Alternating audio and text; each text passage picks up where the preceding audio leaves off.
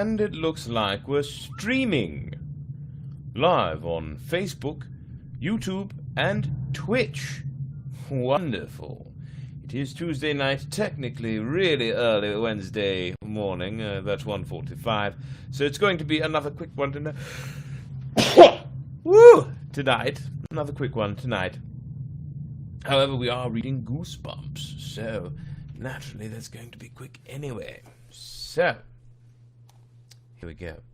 Welcome to story time, and a good evening to you. As you can see, I've lit the candles, so there's still a little bit of flame flickering. I just turned down the light, the backlight on my computer, so that the flame would have more effect on my face than the computer light. So you can still get some of that flame flicker effect, but I have enough light from which to read. So, excellent. Facebook, Brett Picorni, find me, or you can just find Storytime, 2 words, exclamation point at the end. YouTube, bpicorni1.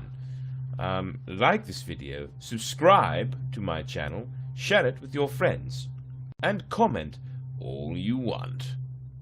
Not sure how many comments I'll get tonight, but that's okay. And Twitch, Brett Doesn't Game, all one word. That being said, say no to peer pressure. And with that, let us get started nice and quick tonight with Goosebumps by R.L. Stine. Be careful what you wish for. Here we go. Chapter 19. Back in my house, I phoned my dad's office. The phone rang and rang. And no one answered. I checked the kitchen again for a message from Mom or Dad, but I couldn't find a thing. Glancing at the kitchen clock, I saw that I was already 20 minutes late for school. I needed a late excuse note, but there was no one to write it for me. I hurried back outside to get my bike. Better late than never, I thought. I wasn't exactly frightened, I was puzzled. I'll call Mom or Dad at lunchtime and find out where everyone went this morning, I told myself. As I pedaled to school, I began to feel a little angry. They could have at least told me they were leaving early.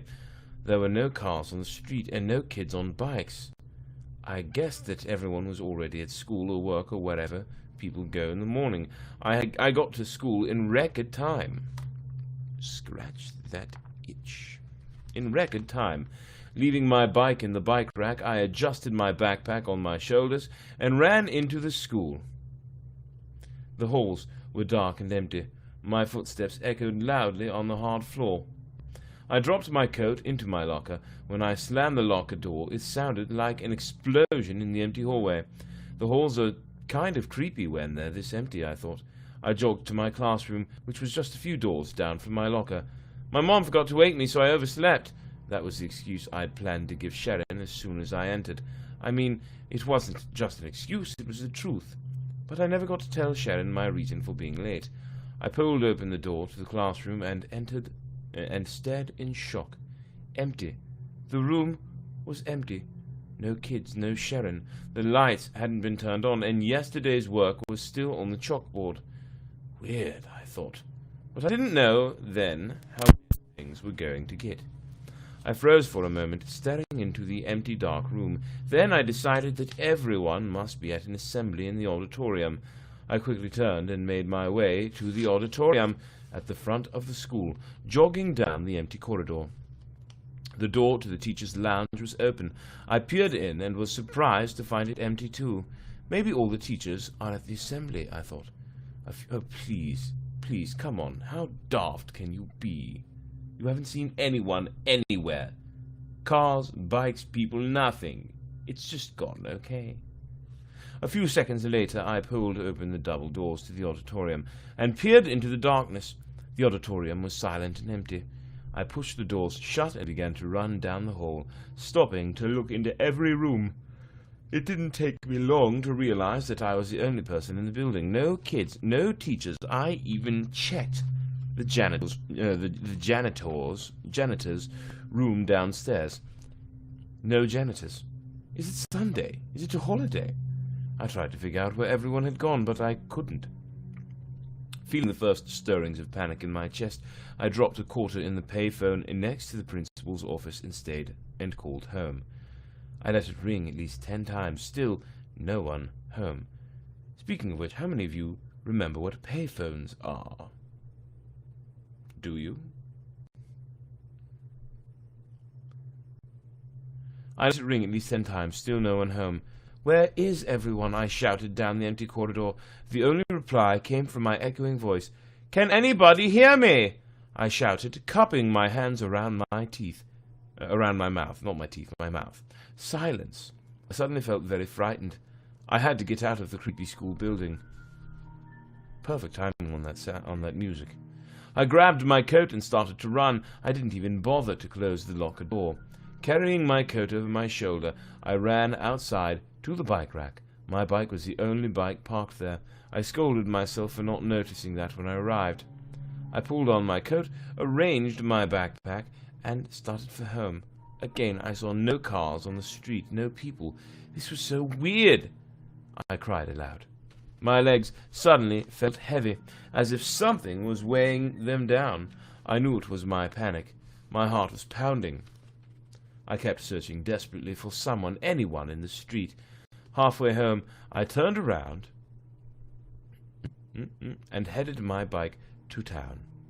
The small shopping district was just a few blocks north of school.